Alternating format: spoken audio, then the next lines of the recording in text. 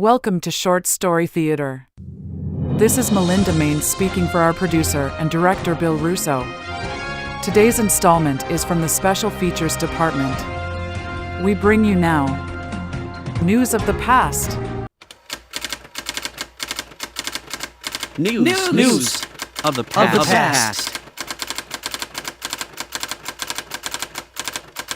This is John Charles Weekly with the news of the past. Now, here's the news. The date is September 24th, 1956. The place is the small New Hampshire village called Gilmanton Iron Works. It is one of 3 villages that make up the town of Gilmanton. The 3 villages are called Gilmanton Corner, Gilmanton Corners, and Gilmanton Iron Works. The population of all 3 villages put together was about 750 in 1956. The 3 villages were founded in 1790 and had a population of more than 2,600 people, but the villages just kept getting smaller and smaller over the years until they reached a low of about 740 people in 1940. And in all that time, there never was one single person from Gilmanton that ever became famous. But that was about to change in that autumn of the year 1956. For the story, we switched to our New Hampshire studios in Barnham Field, in the heart of the Granite State, where the motto of New Hampshire is, live free or die.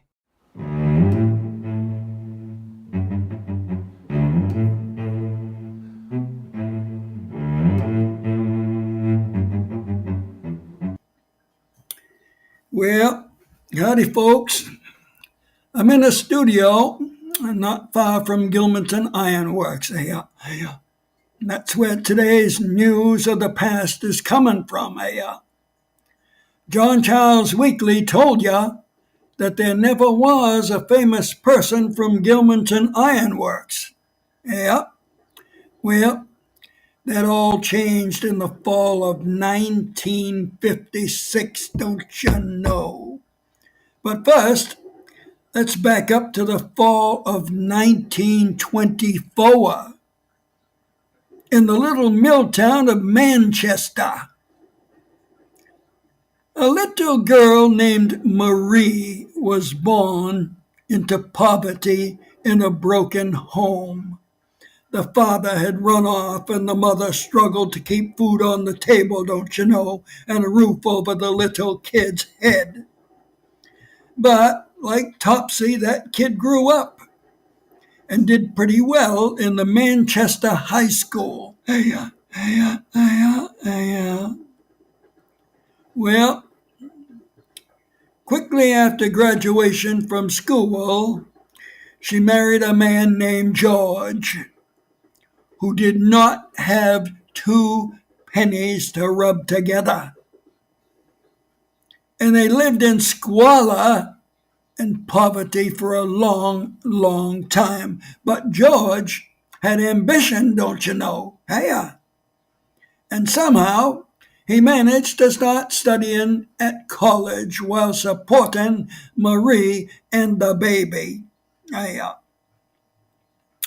Now, while George was attending classes, Marie had to stay home with the child.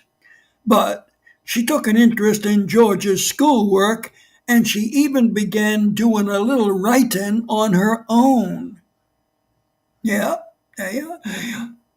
Well, don't you know, George managed to graduate from college. Yes, he did. And he even got a job as the principal of the high school in the 3 villages of Gilmanton Iron Works.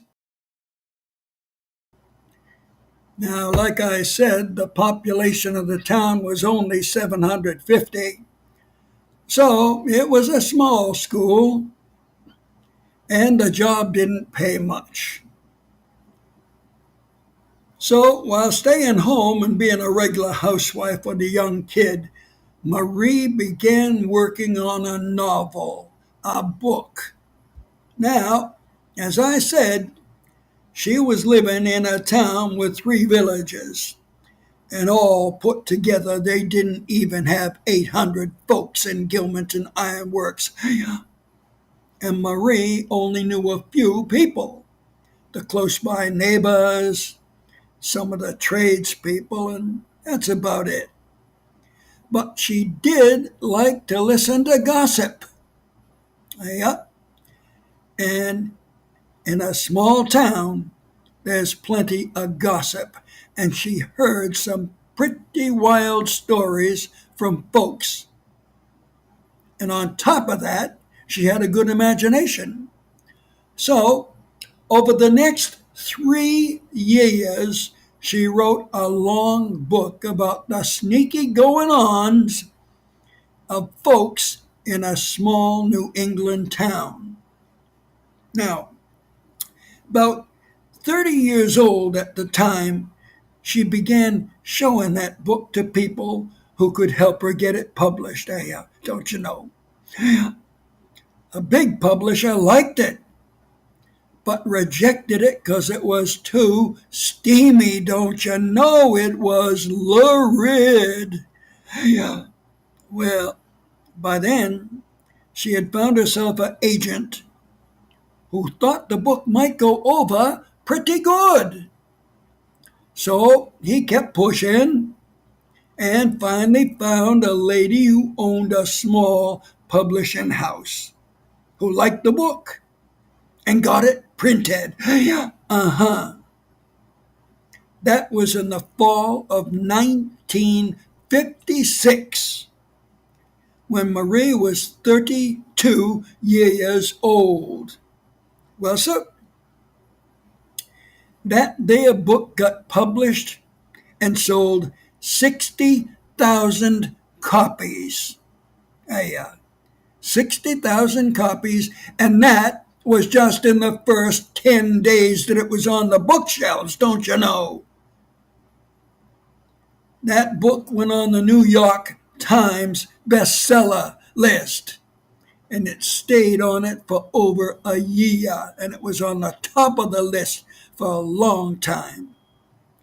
The original name of the book was The Tree and the Blossom, but Marie thought that was too long a title, so she came up with another title, and it was published as not The Tree and the Blossom, but simply Peyton Place. Yep, Peyton Place. It was one of the biggest selling books of all time, and it was written by that poverty-stricken young lady, Marie.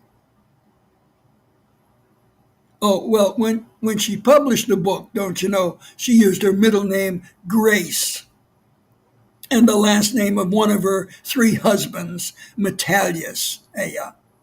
Grace Metalius. Yep.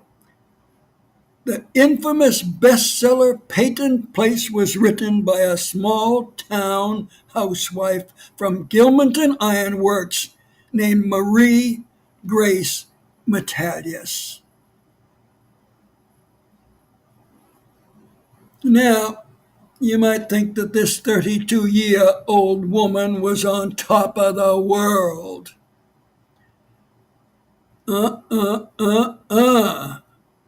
The sad truth is, she was dead 7 years later. Dead, put in the ground 7 years later, after going through 3 husbands, dozens of boyfriends, and thousands of bottles of liquor, hard stuff, and 1 million packs of cigarettes. She died suffering from cirrhosis of the liver, from years and years of heavy drinking. And what was worse, for her children, she ended up having 3 kiddos. She died just like she was born, in poverty. She left $41,000, but that was eaten up by the debts she owed, which was close to $250,000. In life, Marie made millions. In death, Marie Grace Metalius in 1964, at the age of 39, died owing $250,000. Yeah, it's a sad story, but true. You could look it up. And that's the news of the past from February 25th, 1964. World-famous author Marie Grace Metalius dies at age 39.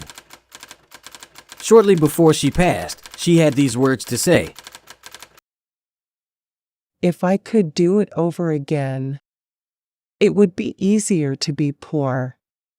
Before I was successful, I was as happy as anyone gets.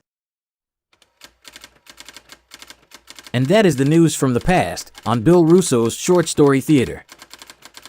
We are on all podcast sites from Apple and Amazon to Zebra and everything in between.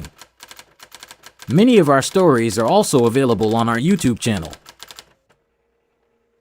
This is John Charles Weekly, speaking for our producer Bill Russo, who also wrote the show and played the part of the narrator. Thanks for listening, and please, come back again soon. Won't you?